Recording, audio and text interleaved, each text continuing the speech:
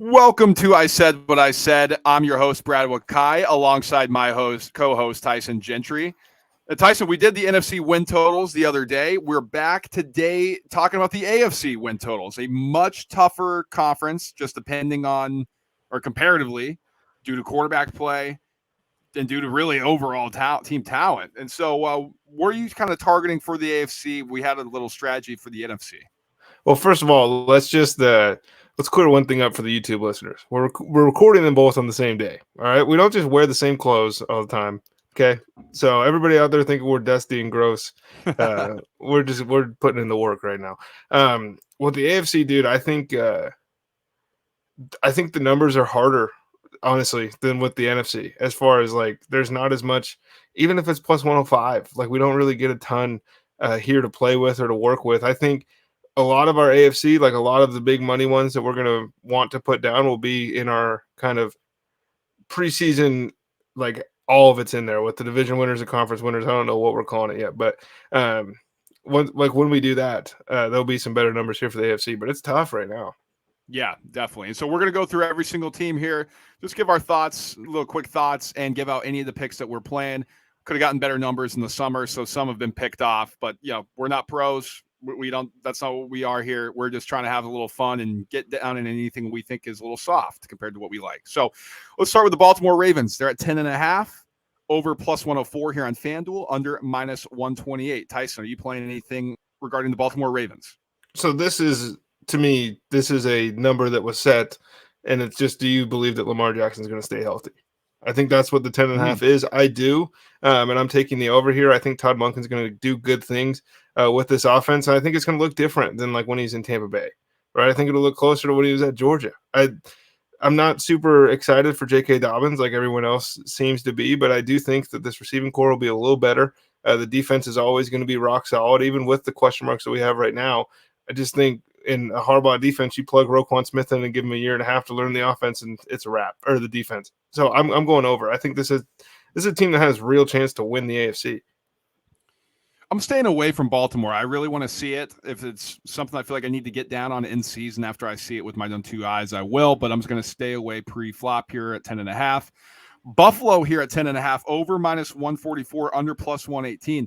Tyson, I'm taking over 10.5 on Buffalo. I know everybody's selling stock on Buffalo. I think that's when you buy, and get in on this Buffalo Bills team who've addressed some of their concerns from last season, left with a bad taste in their mouth. I think they're ready to prove some people wrong. Give me over 10.5. Yeah, I'm in agreement with you. I think this year we're not seeing so much of a hard knocks bump for the Jets as much as like it just kind of nuking the expectations people have for the Dolphins and the Bills. Dude, this is a team that's going to win 12, 13, 14 football games. Cincinnati Bengals are at 11.5, over plus 118, under minus 144. I mean, that is a big number on the Bengals. Are you doing anything with that? No, I think you're better off if you think that they're going to hit 12 wins. Probably just play them straight up to win the division at that point. But I don't really want to be involved in this one. Yeah, me either. I agree with that angle as well. I'm staying away from Cincy, although I really do like the team. Cleveland's here at 9.5, over plus 108, under minus 134. There are some major questions, I think, about where the direction of this franchise is going under Deshaun Watson. For that reason, I'm staying away. No, I think a better line would be, at what week does Kevin Stefanski lose his job? First coach fired, question mark? Ooh, I don't know. So you're staying away from Cleveland as well? Yes. All right. Denver Broncos, 8.5, over minus 106, under minus 114. Tyson, are you touching Denver and Sean Payton? No, I think this is a week over week deal. Doesn't like Hackett being a bad coach didn't really like that had a ton to do with it, obviously, but the team was not nearly as good as we thought it was going to be talent wise. And Sean Payton is levels and levels and levels above Nathaniel Hackett, but Mr. Unlimited is like 35 now. He's going to be 35 when the season starts. And can you teach an old dog new tricks? Like, he can't throw over the middle of the field. What's he going to do in Sean Payton offense? I'm taking over 8.5, mainly just because I'm a sicko and I want to be holding it and just be like, see, I told you Russell Wilson's good and Sean Payton's great. I told you they could go above 500. Yeah, exactly. Give me a 9-8 season, boys. That's all I'm looking for here. But I'm taking the Broncos over, and not a terribly hard schedule, just based on like they have the Chargers, they have the Chiefs in their division. Like they're win total on who's on their schedule is going to be higher naturally, but I don't know. I think something could be changing here with the Denver Broncos. I like them to go over 500. Now, Tyson, what about this? What about the Houston Texans? There's that 6.5 over plus 116, under minus 142. Is there anything you want to attack with them? No, I don't think they win 7 games. I'm fairly confident in that, but I'm going to save my money for the next rookie quarterback on the list. I'm staying away from them too. I do think they go under this. It's just at minus 142. I got a couple of those in the bank already. In the NFC and the AFC, I'm staying away. Indianapolis, this is something you want to attack. Yeah, I'm going under 6.5 here. Look, dude, like Jonathan Taylor's on the physically unable to perform list until week 4. Jonathan Taylor will play 6 games or whatever that he needs to play for his contract, and Jonathan Taylor will have a phantom knee, back, whatever injury that puts him on the shelf once he earns that full contract year if this thing doesn't get better. This is a bottom-of-the-barrel skill position group that Anthony Richardson's walking into. How long are we going to try to make Michael Pittman a thing? How long are we going to do it with this guy and pretend that he is a true bona fide wide receiver 1 in the NFL when he's a good player? Cortland Sutton was a really good player for a minute too. And like that's who Michael Pittman I think is going to be, or is going to be closer to one day. I don't think you can expect Anthony Richardson to not win 7 games at Florida, hop off the bus in the NFL, and immediately win 7. I just don't get it. I'm taking under 6.5 as well, and you laid out a ton of points there. Like everybody's just pointing to, well, they have Shane Steichen, and he was really good as a coordinator. That doesn't always make you a really good head coach. And like I know people love Anthony Richardson. I'm rooting for him. I think it'd be awesome if he was great.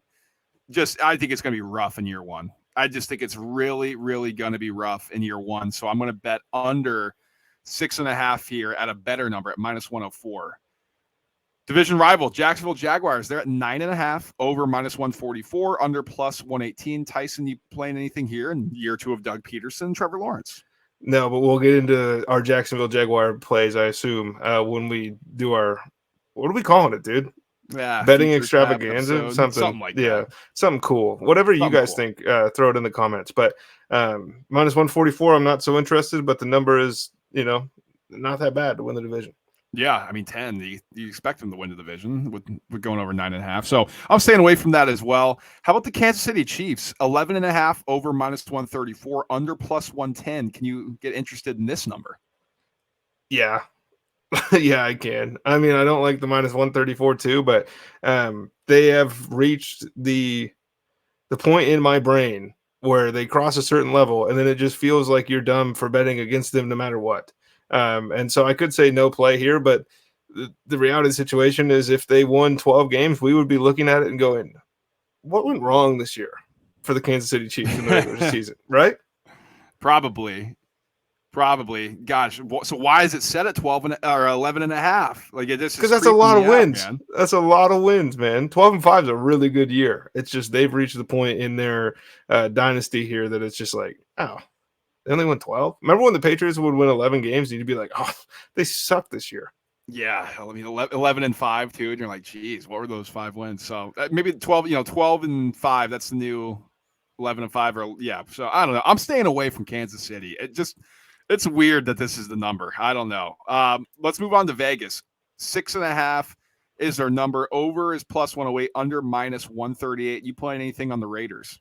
No. How long does Jimmy Garoppolo get to be the starting quarterback this year? Do they give Aiden O'Connell? Do they give him a look? I don't know, because I think Tyson, Josh McDaniels getting fired because I'm taking under 6.5. So I had him out last year by Christmas. You should take him this year. He survived at this point. I mean, this guy. Yeah, come on. I don't think he's surviving this year. I think this is a really, really bad team. Tyson, they face the second hardest schedule in terms of win total projections given out by Las Vegas. Like it's gonna be tough for him, and I'm just not sure how talented that team is. And so maybe the interim coach likes Aiden O'Connell. Maybe he doesn't. I don't know, but I don't think Josh McDaniels is sticking around here, and they're gonna find out. Yeah. Los Angeles Chargers, they're 9.5 over minus 128, under plus 104. Are you interested in the Chargers? So I don't want to do this like at all. But if you were to paint me a mediocre football franchise over the last 10 years, the picture would look an awful lot like the Los Angeles Chargers. And I think that if I can get them at a plus number to only win 9 games, I'm going to do it. Look, Ooh, I think wow. talent-wise, this is a team that should win over 10. I think talent-wise, this is a team that should have been not choking in the second half of the playoff game. Those are guys that remember that, right? This is an offense that is still frustrating. And like they get rid of football terrorist Joe Lombardi. Fantastic. Awesome. If you don't let Herbert use that howitzer he's got attached to his arm, like it doesn't really matter. And so, look, dude, they're always average. They're always average. It might be in the playoffs at 9-8, but I think they're going to be pretty close. Well, Kellen Moore is definitely going to let him rip. Like he loves You think letting his QBs throw. he might just be ended up letting Eckler throw the ball.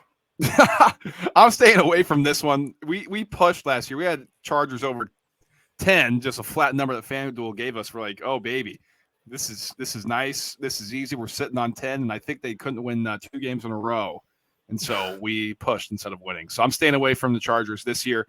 How about Miami at 9.5, -110, both over and under? Now, my cousin, he works for the Dolphins. He's saying there's some buzz around the building this season heading into this one, and he kind of talked me into it a little bit. I'm not going to lie to you, but they have a really tough schedule. They face the 3rd hardest schedule based on win total projections. What are you doing with Miami? So I'm staying away from Miami because I think there's a real world that the Miami Dolphins can win 12 games, win 13 games. They clearly think the window's open. Like Right. they absolutely do. And until Tua got hurt last year, it kind of looked like the window might be open. The other part is 12 is in your division now. Aaron Rodgers. And so you're competing with that. You're competing with the Buffalo Bills. And like you still split with New England no matter what. Like that's how this rivalry seems to go. 9.5 feels low, but I think 10 wins would be a success. So I'm not touching. I just have a lot of questions about Vic Fangio in the first year. Everybody wants him to improve. That's just not how he's done it. That's just not how it goes under the Vic Fangio's tenure. Brandon Staley completely erased that offense last year for the Chargers. Is that blueprint out? There was less explosive plays, and obviously the health of Tua. It's seemed to the jiu-jitsu style and the karate stuff that he was doing in the offseason has helped with him avoiding his head when he hits the ground and gets pushed over. So hopefully that helps him out. But the offensive line, there still could be some question marks there. So I'm going to stay away from this for now until I get a little bit more data in front of me and maybe it's a live market to attack. New England Patriots are 7.5, Tyson, over +116, under -142. Are you going to pull the trigger here on Bill Belichick? Don't say it like that, because then it sounds like I don't believe in Bill. Well, you've been like lambasting this guy for the past 2 seasons. Just no, not him. This franchise is dead. They're dead. Like on paper, this team sucks. It's got to be. I mean, Mac Jones right now, as we record, is the only quarterback on the roster. They trade Kevin Harris. They trade Pierre Strong, cut Kevin Harris, cut Ty Montgomery, and are going to run in this. Like their best skill position players from Ramondre Stevenson. That's awesome. Modern NFL doesn't really work like that, right? I mean, this isn't a Austin Eckler type. The receivers stink. You're talking yourself into Mike Gesicki. If you've seen that movie, they're going to be bad. Henry. I think that this is an underplay. I'm not going to play it at -142, but I am interested in parlaying it together, maybe with another one of these numbers that's a little bigger. I'm staying away from it as well. I mean, Tyson may want to bury the greatest coach of all time and put him out in the old people home. That's not me, Bill. I love you here. Don't worry. You got one supporter here on the podcast. How about the New York Jets? You alluded to them earlier. They got Aaron Rodgers. It's clearly a roster going and signing Dalvin Cook that the ownership and front office expects to be good. Do you? Dude, could you see this team just completely blowing up? Of course I could. And they have a super hard schedule. And just not delivering on expectations at all. It's the Jets. That's what I think too. I mean, logic-wise says over 9.5 should be pretty safe, right? It's Aaron Rodgers walking in with this defense is super good. I'm still not sold on Big Bob, Robert Saleh, as the head coach, and I shouldn't be alone in that, I don't think. And then it's a lot of new pieces. This is one I'm going to stay away from. And if I'm wrong and they win 15 games, then good for them. But we're not a year early because we're going to do the same thing next year. But I just think the ship sailed, man. I don't get it. Yeah, it's not time to buy in on the Jets. This should have been done way earlier in the summer when there were some rumors that he may be thinking about going there. But we missed the boat. It's fine. Hat tip. If you go over, we'll see in the playoffs, hopefully for your sake. Pittsburgh, 8.5, over -150, under +120. Now, this is the team that's been buzzing around the preseason, right? Kenny Pickett looks great. Look how many points they're scoring. Oh, my God. And we know Mike Tomlin never goes under 500, which Tyson and I found out the hard way last year when it looked like we were just counting our money at one point in the season. Yet Mike Tomlin does it again, goes over 8.5. Everybody's wanting it. Everybody's loving this. What are you thinking? I think they're the worst team in the division. And so I'm going to play him at minus or under 8.5. I'm going to get burned by Mike Tomlin again, and I'm not really that upset about it. Like everyone in the world right now is talking about how the Steelers are back. Steelers are back. Have you seen George Pickens at practice committing numerous offensive pass interference penalties and dropping the ball when it hits him in the chest? Have you seen that? This is crazy, right? Have you seen Kenny Pickett not improve as much as like people want him to have at this point? Like some of these highlights were getting posted. It's like 7-on-7. That's you can't put something up for me from joint practice. Like this is, and granted, he's played well in the preseason and he had good joint practices. It's just like they're not going to beat the Bengals. They're not going to be better than the Bengals. They're not going to be better than the Ravens. They're probably closer to the Browns. And I just think eventually all good streaks come to an end, right, brother? Yeah, that it happens. It happens. I'm going to stay away from it, man. This number is huge. I mean, plus 120 for just like maybe you get a little like okay. Gosh, I want to do it with you, but I'm staying away from it, Tyson. And let's close here. Tennessee Titans 7.5 over -132, under +106.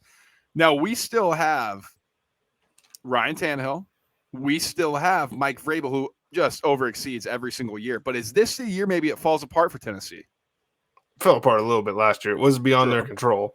But again, like this is a board where you're not giving me a ton of numbers that I like. I don't think the Titans are going to be very good.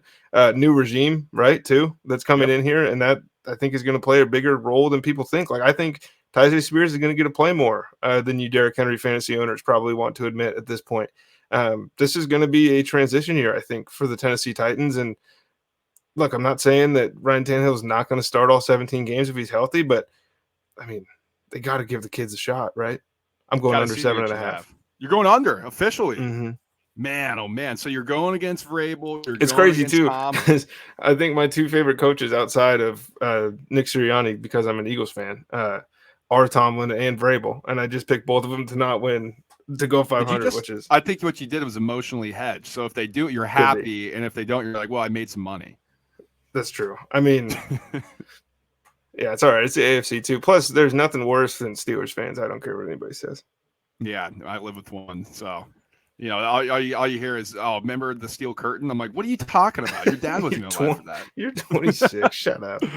All right. I'm staying away from this one as our last here at the Titans. I think, honestly, I'd lean over, but I just don't. At -132, I'm not interested enough. So I'm going to stay away. And like Tyson and I said, we didn't have a lot in the AFC. We didn't have a lot in the NFC. If you missed any of our episodes that we've done previously, go and check that out on our YouTube page, or when you listen to it in this podcast form, Spotify, Apple, whatever the case may be. Like Tyson alluded to, we got a huge futures episode coming out.